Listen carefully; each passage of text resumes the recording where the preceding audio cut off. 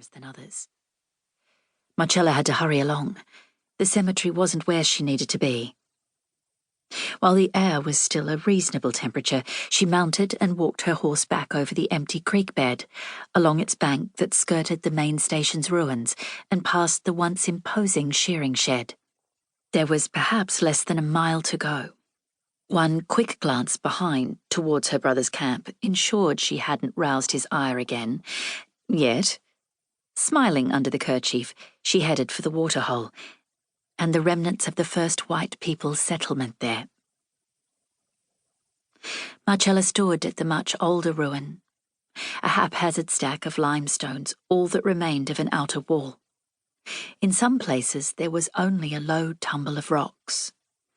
Her hand glided over some pieces. Whose hand, so many years ago, had touched them before her? Had built the hut? Someone, perhaps Luca, would have done so for the original leaseholder of the area, young Hugh Proby, third son of an earl, an Englishman of royal peerage. In places, her boots sank into the hot, loose earth, or her feet twisted on stones and pebbles on the uneven ground. Heat snatched her breath through the kerchief. Motionless now, she listened, heard the whispers on the shimmering air. She imagined they belonged to the old people who'd been here years before the white man. She dropped the reins, bent, and laid her hand on another of the stones that made up a derelict wall. "Had you touched this stone, Luca?" She tried to picture him at the task. There'd been no daguerreotype or photograph or even a drawing found of Luke Phillips, as he had come to be known. Perhaps he'd been not so tall, lean, not stocky, dark-eyed and sporting a thick mop of coal-black hair. His English would have been thick with a Sicilian accent, and his speech guttural. Her father had known some of his story, and years earlier had related it to her.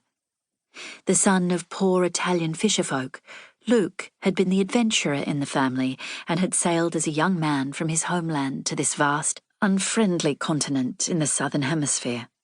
He'd come to Kanyaka, in the colony of South Australia, by fate or reasons not known. At the time, the young Englishman's new lease was a wild and untamed place. Not long afterwards, Luke disappeared onto the goldfields in Victoria, as so many did, only to resurface over a decade later back in Kanyaka, where his story was left dangling. Marcella's hand trailed over the rough and weathered friable wall. "Perhaps you stood here, admiring your handiwork." She straightened. Across the creek bed was a massive flaxen-coloured stone, a sentinel that must have been 20 feet high or more. Death Rock, overlooking the Kanyaka waterhole. Seemed a strange moniker for a life-giving permanent spring. Tilting her face away from the unrelenting sun, she tugged the kerchief higher. Whispering in Italian, her voice drifted. "Once upon a time there was a legend."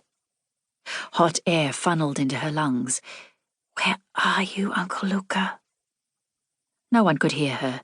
She was miles from anyone, other than Adam and Hilda, and they weren't close by. She'd asked the question anyway. Secrets might be coached out of the stoic rocks and the impassive, endless dirt. Surely the language they'd have shared would beckon his spirit and confide his fate. Her murmur evaporated.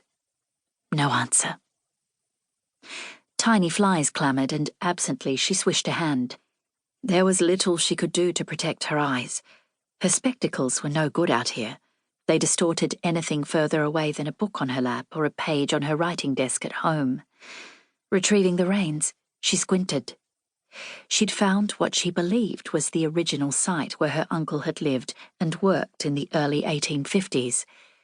If she concentrated, she could envisage the hut. Just a box built of timber to begin with. Strewn about were dried and brittle-cut planks that would have been uprights, their substance stripped by the elements. Nothing more to see here. She turned back along the track. "Come on, Demi. We'd better go before we're missed." She didn't mount, but traipsed alongside her horse towards the old shearing shed.